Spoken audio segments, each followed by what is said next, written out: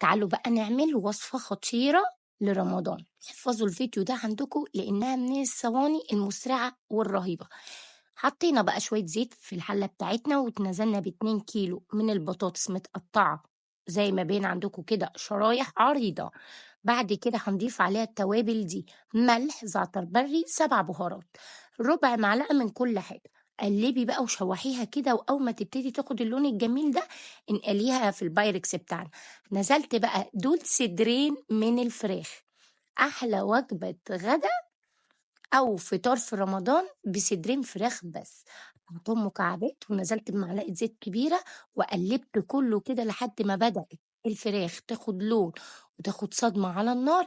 وبعدين هنزل عليهم بالبهارات اللي حابين عندكم على الشاشة دلوقتي: ملح، فلفل اسود، زعتر، بابريكا، 7 بهارات وكزبرة. ضيفيهم بقى وقلبي كل البهارات دي كلها مع بعض مع الفراخ. وعايزة أقولك البهار اللي مش متوفر ممكن تستغني عنه: بصلة متقطعة مكعبات مع فلفل أخضر وفلفل أحمر حلو، ونزلت عليهم وقلبتهم كلهم مع بعض. وكده الفراخ بتاعتنا بقت تحفة.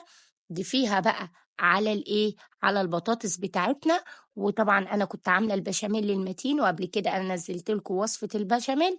بس هقول لكم هو هنا ده عباره عن كيلو من الحليب عليه 4 معالق كبار من الدقيق، وقلبناهم كده على النار وعمل البشاميل. خشوا شوفوا وصفة البشاميل في كذا فيديو أنا نزلته. دخلناها الفرن، وبعد ما خرجت حطيت لها شوية موتزاريلا، وهنا الموتزاريلا كانت اختياري.